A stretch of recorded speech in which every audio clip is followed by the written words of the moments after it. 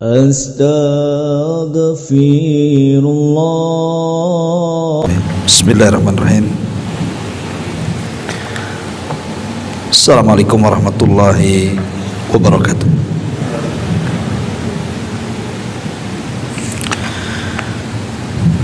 Bihamdillahi wassalatu wassalamu ala rasulillah wa ala alihi wa sahbihi wa mawalah wa la hawla wa la quwata illa billahi wa ba'du. Alhamdulillah, segala puja dan puji hanya milik Allah subhanahu wa ta'ala. Salat dan juga salam kita hadiahkan kepada Rasul kita Nabi besar Muhammad sallallahu alaihi wa ala alihi wasallam. Alhamdulillah, di malam hari ini kita bisa melanjutkan kajian kita, masih membahas fikih Asmaul Husna karya Profesor Dr. Abdul Razak bin Abdul Muhsin Al-Badr, dan kita masuk pada halaman ke-119. Kita mulai membahas nama-nama Allah Al-Husna, dan di sini dimulai dari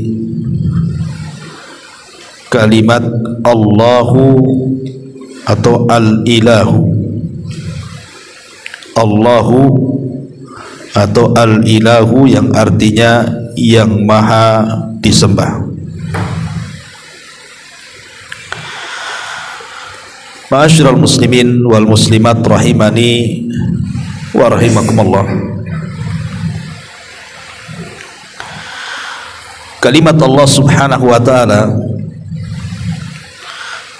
adalah kalimat yang sangat agung sekali, karena kalimat ini adalah kalimat yang dihajatkan oleh kita semuanya. Dan berbicara tentang siapa Allah subhanahu wa ta'ala adalah sesuatu yang agung, karena kita akan mengenal siapa Tuhan yang selama ini kita sembah. Makanya sering saya ulang-ulang kalimat syaraful ilmi ala syarafil ma'lum. Kemuliaan ilmu itu ditentukan kepada ilmu yang dipelajari, dan tidak ada ilmu yang lebih mulia melebihi ma'rifatullah, mengenal siapa Allah subhanahu wa ta'ala. Dan malam ini kita akan mengenal siapa Allah, atau kalimat Allah yang sering kita ucap dalam setiap ibadah kita ini. Ma'asyiral muslimin yang dimuliakan Allah subhanahu wa ta'ala, nama Allah subhanahu wa ta'ala adalah nama yang menentukan seseorang itu masuk ke dalam agama atau tidak. Sebab kalau kita cerita rukun Islam, maka kalimat yang pertama kali kita ucapkan adalah asyhadu an la ilaha illallah wa asyhadu anna Muhammadar Rasulullah. Kalau orang hanya mengucapkan wa asyhadu anna Muhammadar Rasulullah, maka orang ini belum dinyatakan muslim sampai dia mengucap kalimat tauhid,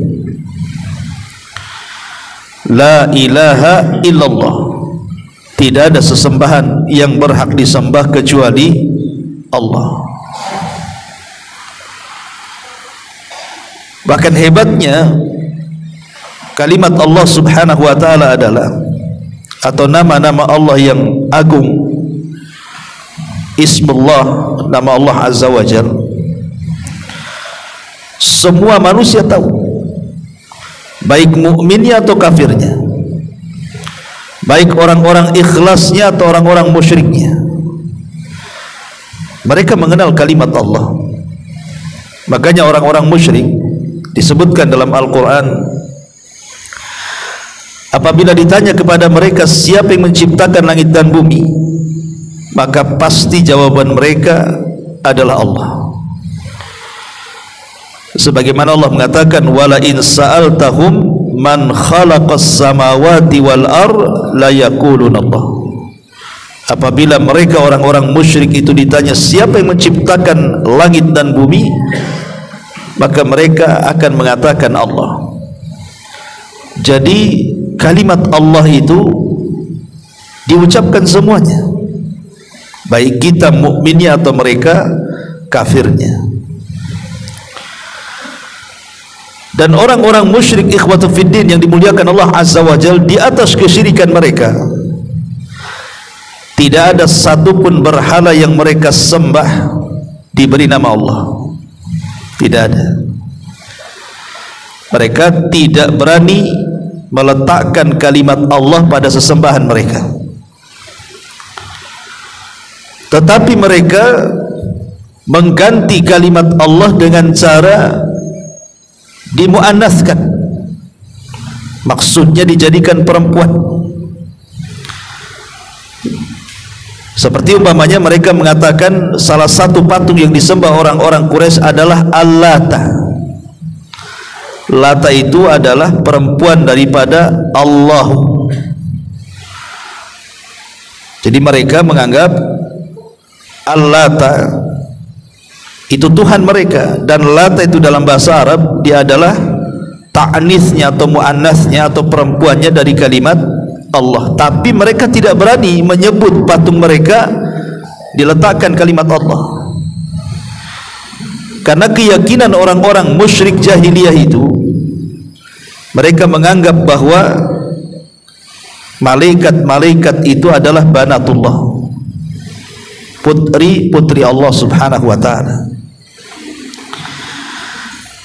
kecuali satu, ya, Hubal. Kalau Hubal memang pakai mudzakkar dalam bahasa Arabnya, tetapi yang lainnya dibuat muannas. Lata, Uzza, Manat. Uzza dari kalimat Al-Aziz, kalau Lata dari kalimat Allah. Tapi tidak berani meletakkan Allah di berhala-berhala mereka, kan. Ma'asyiral muslimin yang dimuliakan Allah Azza wa Jalla, ini menunjukkan apa? Keagungan Allah, kalimat Allah.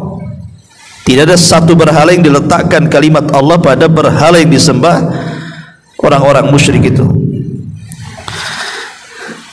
Bahkan rukun iman sendiri yang pertama kali adalah beriman kepada Allah, baru kemudian beriman kepada selain daripada Allah, malaikatnya, makhluk-makhluk Allah dari kalangan malaikat, kemudian para nabi, dan begitu seterusnya. Ma'asyiral muslimin yang dimuliakan Allah Azza wa Jalla, ada yang mengatakan bahwa kalimat Allah itu adalah bagian daripada Ismul A'zam, nama-nama Allah subhanahu wa ta'ala yang agung, yang kata Nabi sallallahu alaihi wasallam dalam sebuah hadis, Ismul A'zam alladzi idza du'iya bihi ajab, nama Allah yang sangat agung yang kalau seseorang berdoa pasti dikabulkan. Kemudian Nabi sallallahu alaihi wasallam, carilah Ismul A'zam itu di 3 ayat dalam Al-Qur'an, sebagaimana disebutkan dalam hadis Abi Umamah. Pertama Al-Baqarah, yang kedua Al-Imran, dan yang ketiga Thaha. Adapun surah Al-Baqarah maksudnya diisyaratkan kepada ayat 163, wa ilahukum ilahu wahid la ilaha illahu ar-rahmanur rahim. Wa ilahukum, dan Tuhan kalian, ilahun wahid, adalah Tuhan yang satu, la ilaha illahu. Inilah Ismul A'zam artinya, la ilaha illahu atau la ilaha illallah. Adapun surah Al-Imran adalah ayat 1 sampai 2. Alif lam mim Allah la ilaha illa hu, kan itu. Ma'asyiral muslimin yang dimuliakan Allah Subhanahu wa taala, dan juga surah Thaha. Dari sini kita tahu bahwa memang terjadi khilaf para ulama tentang Ismul A'zam ini. Tetapi kalau kita melihat beberapa riwayat, seperti riwayat yang kita baca di sini, hadis dari Umamah, bahwa Ismul A'zam adalah Allah atau la ilaha illa hu, gitu ya. Kita lihat hadis Buraidah ibn Khusayb. Nabi SAW pernah mendengar seorang laki-laki, beliau berdoa, Allahumma inni as'aluka anni ashhadu annaka antallah la ilaha illa antal ahadus samad alladzi lam yalid wa lam yulad wa lam yakul lahu kufuwan ahad. Faqala laqad sa'altallaha bismilladzi idza su'ila bihi a'ta wa idza du'iya bihi ajab. Dari Buraidah radhiyallahu an, Nabi SAW pernah mendengar seorang laki-laki berdoa, Allahumma, ya Allah. Kalimat Allahumma itu artinya ya Allah. Lihat Allah di sini panggilannya, kan? Ya Allah. Inni as'aluka, saya meminta kepadamu, anni ashhadu annaka antallah, aku bersaksi bahwa engkau adalah Allah, la ilaha illa anta, yang tidak ada sembahan yang berhak disembah kecuali engkau, al-ahad, yang maha tunggal, as-samad, yang maha bergantung, alladzi lam yalid wa lam yulad, yang tidak melahirkan dan tidak dilahirkan, wa lam yakul lahu kufuwan ahad, dan tidak ada yang sebanding dengan apapun kepada Allah. Maka Rasul mengatakan, laqad sa'altallaha bismilladzi idza su'ila bihi a'ta, maka engkau sudah meminta kepada Allah dengan nama yang apabila diminta dia akan memberi, wa idza du'iya bihi ajab, dan apabila dimintai doa pasti diijabah doanya. Hadis Buraidah juga menunjukkan apa? Bahwa kalimat Allah itu satu-satunya Ismul A'zam, nama-nama Allah yang agung, yang kalau kita berdoa pasti mustajab doa kita, dan kalau kita minta pasti permintaan kita akan diijabah. Kemudian juga hal yang sama dari hadis Anas bin Malik radhiyallahu an. Hadis Anas bin Malik radhiyallahu an, beliau bersama Nabi SAW sedang duduk, kemudian ada seorang laki-laki yang sedang sholat.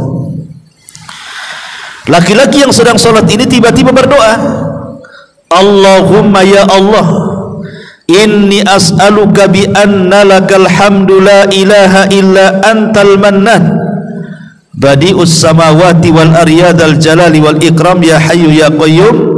Faqala an-nabiy sallallahu alaihi wasallam, laqad da'a Allah bismihil a'zam alladzi idza du'iya bihi ajab wa idza su'ila bihi a'ta. Jadi orang yang sholat ini menyebut-nyebut nama Allah. Allahumma inni as'aluka bi anna lakal hamdu la ilaha illa anta. Artinya la ilaha illallah, gitu. Anta di sini Allah maksudnya. Kemudian di ujung hadis Rasul mengatakan, engkau sudah berdoa dengan nama Allah yang agung, yang kalau berdoa dengannya diijabah, dan apabila dimintai pasti akan diberi. Dari sini kesimpulannya, ma'asyiral muslimin yang dimuliakan Allah Azza wa Jal, bahwa lafaz Allah itu adalah satu-satunya nama Allah yang disebut dengan Ismul A'zam, nama Allah yang agung. Baik, kita akan membentangkan sedikit kalimat Allah ini. Kalimat Allah Subhanahu wa ta'ala ini adalah kalimat yang agung. Kenapa? Karena tidak dimutlakkan kepada siapapun kecuali kepada Allah.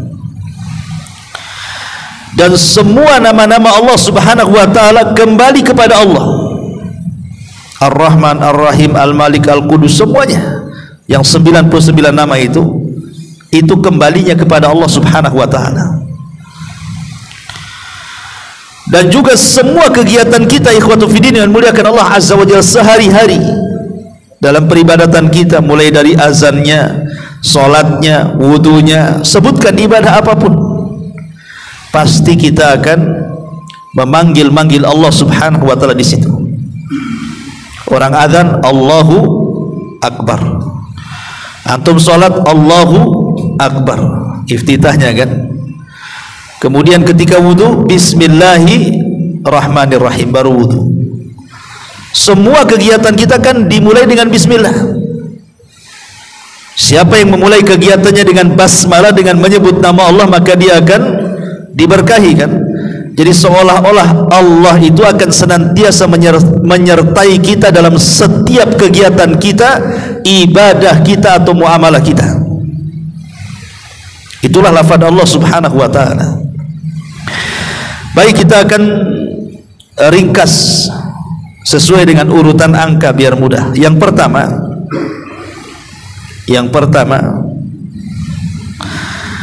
annahu alamun ikhtassa billahi wahdah, bahwa Allah adalah satu nama yang dikhususkan untuk Allah saja. Tidak boleh makhluk diberi nama Allah. Makanya sudah saya katakan dulu, ada seorang penyair namanya Mutanabbi. Ketika punya anak, anaknya dikasih nama Allah, dikafirkan para ulama. Punya anak dikasih nama Allah pula. Siapa namanya? Anaknya Allah katanya. Dikafirkan para ulama. Karena tidak boleh memberi nama makhluk dengan Allah. Ya. Yang kedua, tadi saya sudah katakan annahu la yasihu islamu ahadin minan nas illa bin nutqi bihi. Tidak sah Islam seseorang ketika dia masuk Islam kecuali harus mengucapkan kalimat Allah, asyhadu an la ilaha illallah. Kemudian yang ketiga, la tan'aqidu salatu ahadin minan nas illa bitalaffudhi bihi. Tidak sah salat seseorang sampai dia mengucapkan kalimat Allah. Karena solat itu diawali dengan apa? Takbiratul ihram. Dan takbiratul ihram itu rukun. Rukun itu artinya kalau ditinggalkan membatalkan solat. Dan takbiratul ihram adalah ucapan Allahu Akbar. Allah disebut di sini, Allahu Akbar, dan tidak boleh diganti. Pemanya diganti Ar-Rahman Akbar, Ar-Rahim Akbar, Al-Aziz Akbar, tidak boleh. Harus Allahu Akbar. Ya. Kemudian yang keempat,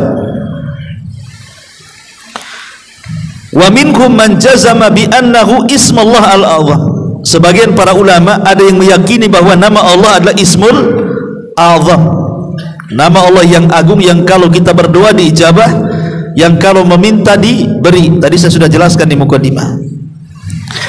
Kemudian yang nomor 5, tidak boleh menghilangkan alif lam saat memanggil nama Allah.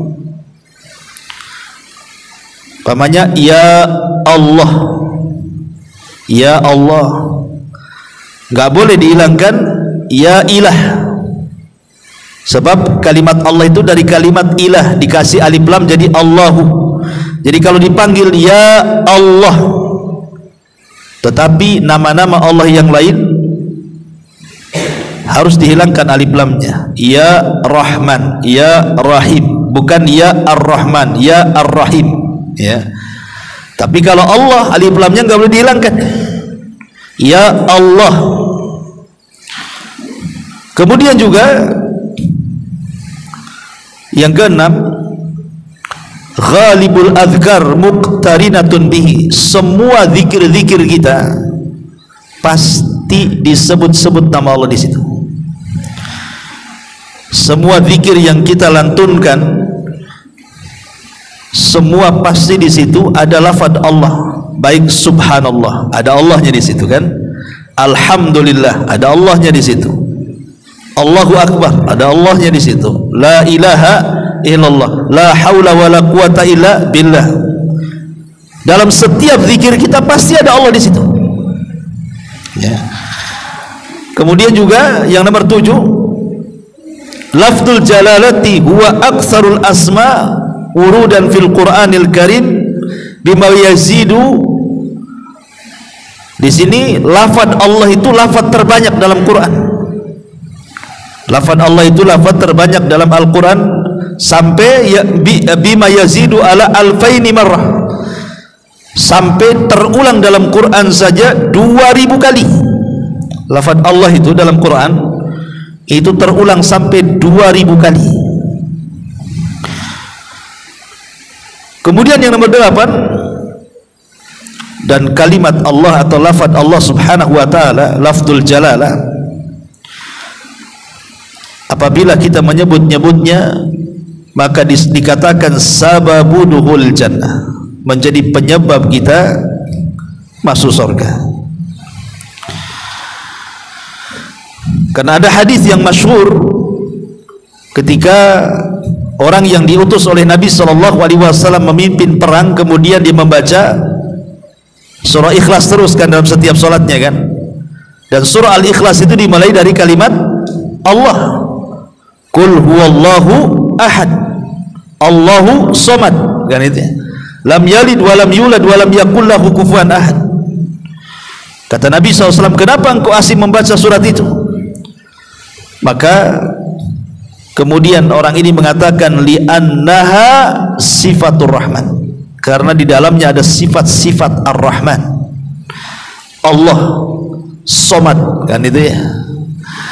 Maka Rasul mengatakan hubbuka iyyaha adkhalakal jannah, kecintaanmu kepada surat itu maka akan menyebab engkau akan masuk ke dalam surga. Kemudian yang nomor 9, la yasihul adzan illa biha, tidak sah orang mengumandangkan azan kalau tidak menyebut kalimat Allah. Allahu Akbar, Allahu Akbar, antum ganti Ar-Rahman Akbar, Ar-Rahman Akbar, nggak sah adzannya. Walaupun Ar-Rahman itu nama Allah juga kan, tapi tidak bisa diganti, tetap Allahu Akbar. Kemudian juga yang nomor 10,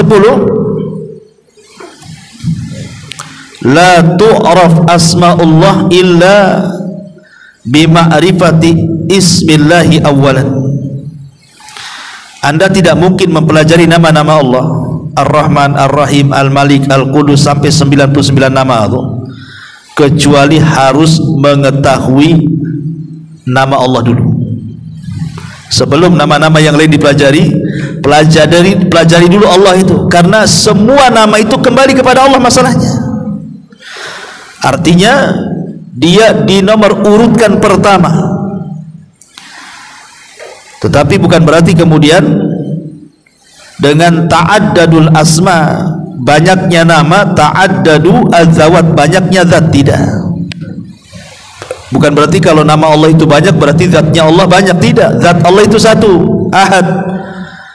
Tetapi itu hanya sekedar al-asma wal awsaf namanya, hanya sekedar nama-nama Allah dan sifat-sifat Allah yang kembali kepada Allah.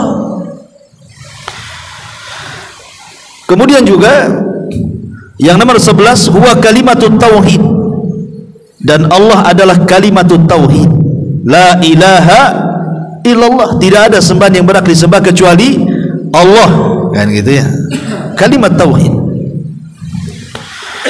Dan kalimat tauhid masyhur bagaimana keutamaannya, di mana Allah Subhanahu wa taala tidak menciptakan langit dan bumi kecuali karena kalimat Allah. Tidaklah Allah Subhanahu wa taala mengutus para utusan-utusannya kecuali karena kalimat Allah. Tidaklah Allah menurunkan kitab-kitabnya kecuali karena kalimat Allah. Dan tidaklah pintu-pintu sorga dibuka juga kecuali karena kalimat Allah. Karena kalimat Allah adalah kalimatut tauhid, la ilaha illallah, tidak ada sembahan yang berhak disembah kecuali Allah. Ma'asyiral muslimin yang dimuliakan Allah Subhanahu wa taala, inilah diantara 11. Kenapa kemudian kalimat Allah ini adalah sesuatu yang sangat agung dipelajari? Baik, ini secara ringkas ya saya jelaskan. Kita masuk kepada ucapan pengarang di sini. Kata beliau di sini, setelah kita lewati bersama muqaddimah dan kaidah-kaidah umum tentang fikih Asmaul Husna, nama-nama Allah yang baik itu, dan sekarang kita mulai untuk menjelaskan makna nama-nama Allah. Kita memohon kepada Allah pertolongan dan taufik. Sesungguhnya pokok-pokok nama Allah yang baik yang mencakup semua makna nama-nama Allah ada 3, yaitu Allah, Ar-Rabb dan juga Ar-Rahman. Allah, Rabb dan Ar-Rahman. Inilah pokok-pokok nama Allah yang baik ya.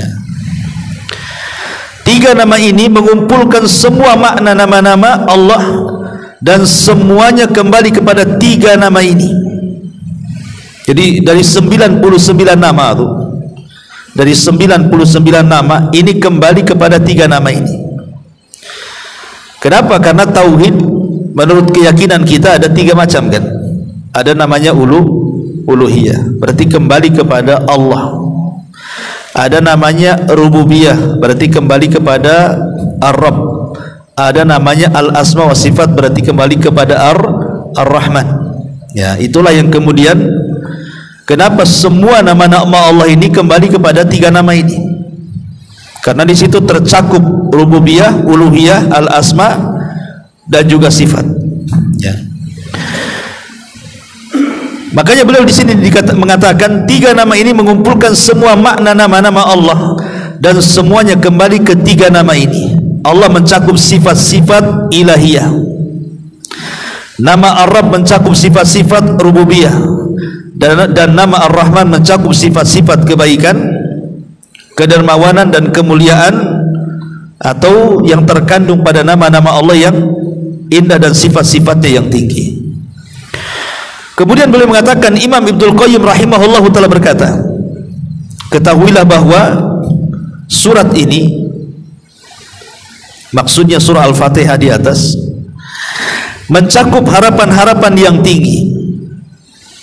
Surat ini maksudnya surah Al-Fatihah mencakup pengenalan terhadap zat yang disembah dengan 3 namanya sebagai rujukan nama-nama Allah yang baik dan sifat-sifat yang mulia.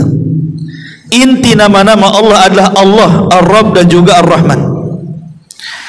Surat ini dibangun di atas ilahiyah, rububiyah dan rahmat. Iyyaka na'bud dibangun di atas ilahiyah, iyyaka nasta'in dibangun di atas rububiyah, memohon hidayah kepada jalan yang lurus dengan rahmat, dan juga alhamdu mengandung 3 perkara. Dia dipuji karena sifat-sifat ilahiyah, rububiyah dan rahmatnya. Pertama kali kita memulai dengan nama-nama Allah yang baik, dengan nama Allah yang disebut oleh sekelompok ulama sebagai nama Allah yang paling agung. Jadi beliau juga mengatakan di sini, menukilkan bahwa kalimat Allah itu adalah nama Allah yang agung. Kenapa harus kita pahami bahwa ada nama Allah yang agung, ada nama-nama Allah biasa? Begini ikhwan, di dalam Al-Quranul Karim ada satu kisah yang menceritakan tentang seseorang yang dulunya seorang alim di zaman Bani Israel, tetapi kemudian tiba-tiba melepas keulamaannya dan menjadi kufur. Namanya Bal'am ibn Ba'urah. Bal'am ibn Ba'urah ini dikenal oleh masyarakat Bani Israel seorang pakar ibadah dan pakar Taurat. Dan Allah Subhanahu wa ta'ala anugerahkan kepada Bal'am ibn Ba'urah ini menguasai Ismul A'zam, nama Allah yang agung yang terdapat dalam Taurat. Dan kalau dia berdoa kepada Allah Azza wa Jal, pasti mustajab doanya. Tidak mungkin meleset doanya Bal'am ini. Lah ketika Nabi Musa alaihi salatu wassalam kemudian membawa Bani Israel dari Mesir menyeberangi Laut Merah dan berhasil, serta Allah menenggelamkan Fir'aun, Musa dan Bani Israel sampai ke Bukit Husban. Lah Bukit Husban itu kan panjang sampai ke daerah di mana Bal'am tinggal di situ. Jadi para pembesar-pembesar di negeri itu takut kalau seandainya kedatangan Musa dan Bani Israel itu hendak menjajah. Maka para pembesar mereka datang kepada Bal'am ibn Ba'ur dan mengatakan, ya Bal'am, bukankah engkau menguasai Ismul A'zam, nama Allah yang agung? Berdoalah untuk kami demi keselamatan kami di sini, dan kami siap untuk memberikan apapun yang kau minta, asal kau berdoa kepada Allah untuk kehancuran Musa dan para pengikutnya. Maka Bal'am pun awalnya tak mau, tapi hari-hari kemudian ditawari, dikasih hadiah, dikasih jabatan, akhirnya leleh juga dia, mau dia. Maka dia berdoalah kepada Allah dengan menggunakan Ismul A'zam itu. Masalahnya karena dia salah sasaran doa, tidak mungkinlah seorang Nabi didoakan keburukan. Celakalah orang yang mendoakan Nabi keburukan. Akhirnya Allah tidak ijabah tu doanya, padahal dia sudah menggunakan Ismul A'zam. Kenapa? Karena salah doa. Bahkan ketika dia berdoa, Allah Subhanahu wa ta'ala buat terpeleset lidahnya. Harusnya dia berdoa kehancuran kepada Musa, berdoa pula kehancuran kepada kaumnya sendiri. Marahlah para pejabat itu dan mengatakan, ya Bal'am, kami bayar engkau itu untuk mendoakan kehancuran kepada Musa, kenapa kau doakan kehancuran untuk kami, katanya. Kata Bal'am, aku tidak sanggup, kenapa lidahku kok kepleset-pleset gini, katanya. Tapi Bal'am kemudian dengan kecurangannya dia mengatakan, sudah gini saja, aku sudah rugi dunia akhirat, katanya. Kita cari cara untuk menghancurkan Nabi Musa dan Bani Israel. Dengan cara apa? Kita buat salah seorang pengikut Musa pilihan bermaksiat kepada Allah, katanya. Dengan cara apa? Buat dia berzina. Akhirnya kemudian dikirimlah wanita-wanita cantik pura-pura jualan gitu ya ke tenda-tenda pengungsian Nabi Musa alaihi salatu wassalam dan para Bani Israel. Rupanya Allah takdirkan satu murid pilihan Nabi Musa terpincut dengan seorang wanita. Dengan sebab itu turun azab taun di mana-mana. Ya. Syahidnya di sini apa? Bahwa Bal'am ibn Ba'ura itu memiliki apa? Dikenal di tengah-tengah Bani Israel orang yang kalau berdoa mustajab. Kenapa dia mustajab doanya? Karena dia punya rahasia tentang Ismul A'zam, nama Allah yang agung. Maka dalam Asmaul Husna itu, dari 99 nama itu ada Ismul A'zam di situ. Yang kalau kita bertepatan dengan Ismul A'zam itu, kalau berdoa pasti mustajab. Masalahnya Ismul A'zam itu yang mana satu kita tidak tahu. Aisyah Ummul Mukminin radhiyallahu anha ketika ditanya tentang Ismul A'zam dalam Asmaul Husna itu, maka Aisyah radhiyallahu mengatakan Ismul A'zam dalam Asmaul Husna itu seperti mencari Lailatul Qadar di 10 akhir Ramadan, katanya. Kan tidak jelas Lailatul Qadar kan, tanggal berapanya kan, cuman carilah di 10 akhir Ramadan, seolah-olah carilah Ismul A'zam di 99 nama Allah, kata Aisyah seperti itu. Tapi ada sebagian para ulama seperti yang disebutkan oleh pengarang di sini juga, bahwa di antara Ismul A'zam adalah kalimat Allah.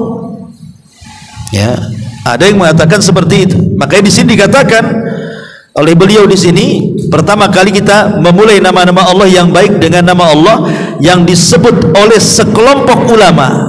Nah, beliau mengatakan juga, tidak mengatakan semua ulama kan, berarti ada perselisihan di sini.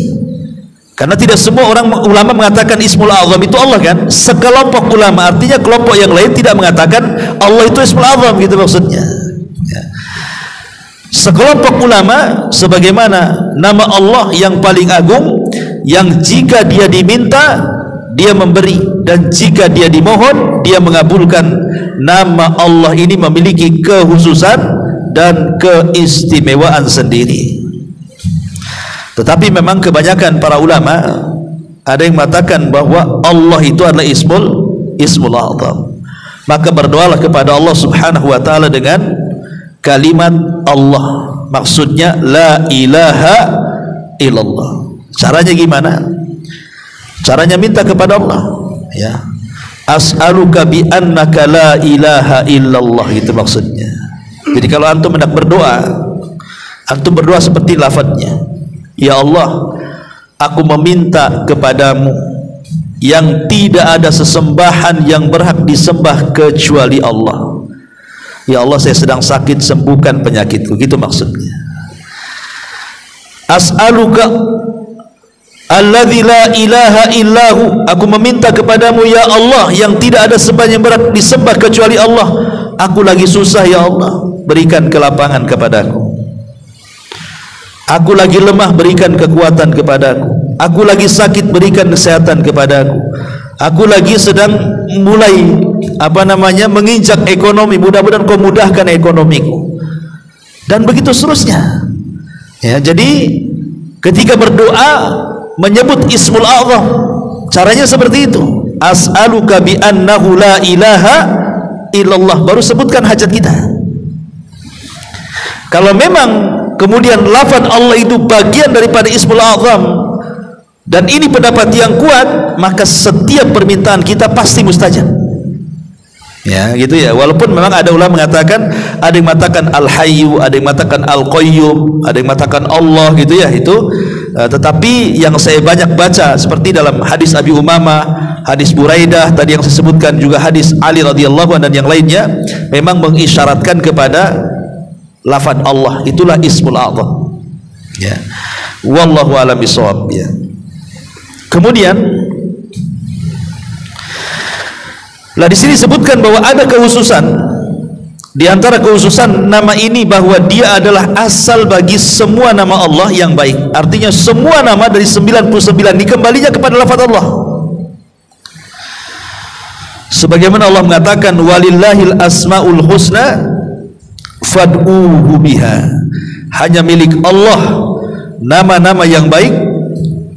Hanya milik Allah nama-nama yang baik. Berarti semua nama yang baik kembali kepada Allah, gitu maksudnya. Maka bermohonlah kepadanya dengan menyebut nama-nama husna tersebut. Dan Allah mengatakan Allahu la ilaha illahu lahul asmaul husna. Dialah Allah, tidak ada ilah yang berhak disembah melainkan Dia. Dia mempunyai al-asmaul husna, nama-nama Allah subhanahu wa ta'ala yang baik. Ya. Taib. Kita loncat sedikit di sini. Di antara keusahan nama ini bahwa dia mencakup semua makna nama-nama Allah yang baik, yang menunjukkan kepadanya secara global nama-nama Allah yang baik merupakan perincian dan penjelasan bagi semua sifat-sifat ilahiyah yang merupakan sifat kesempurnaan, kemuliaan, keagungan.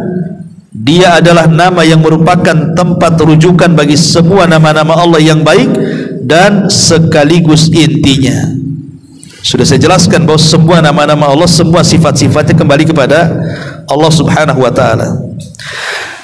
Di antara keistimewaannya bahwa alif lam dalam alif dan lam tidak dihapus ketika seseorang memanggil. Tadi sudah dijelaskan kan, kalau kita memanggil ya Allah, ya Allah, alif lam tidak boleh dihapus.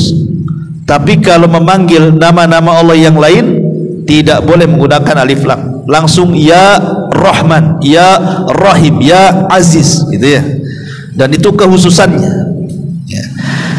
Nah, kemudian di sini di antara kekhususannya adalah bahwa nama ini selalu digandengkan dengan kebanyakan zikir-zikir. Tadi saya sudah ringkas. Sebenarnya tadi saya ringkas dari awal itu poin-poin yang saya sudah sebutkan, bahwa semua zikir kita pasti ada Allahnya di situ. Ya. Kemudian juga di antara kekhususannya adalah bahwa Dia Allah adalah nama Allah yang baik dan sering disebut dalam Al-Qur'an.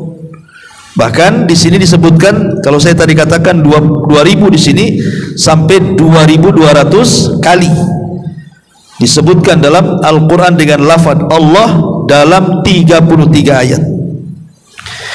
Kemudian Imam Ibnul Qayyim menyebutkan 10 keistimewaan secara lafaznya dalam nama ini. Kemudian beliau berkata, adapun keistimewaan secara maknawi, maka telah dikatakan oleh makhluk yang paling paham tentangnya, maksudnya Nabi SAW,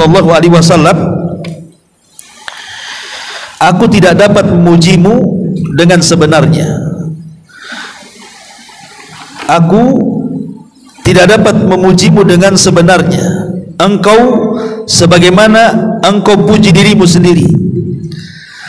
Bagaimana mungkin keistimewaan namanya bisa disebut semuanya, sedangkan zatnya memiliki semua kesempurnaan secara mutlak. Setiap pujian, sanjungan, kebesaran, kemuliaan, kebaikan, keindahan, kedermawanan dan keutamaan itu baginya dan darinya. Tidaklah nama ini disebut dalam kondisi sempit, kecuali dia akan memperbanyak. Tidaklah disebut ketika ketakutan, melainkan akan menghilangkannya.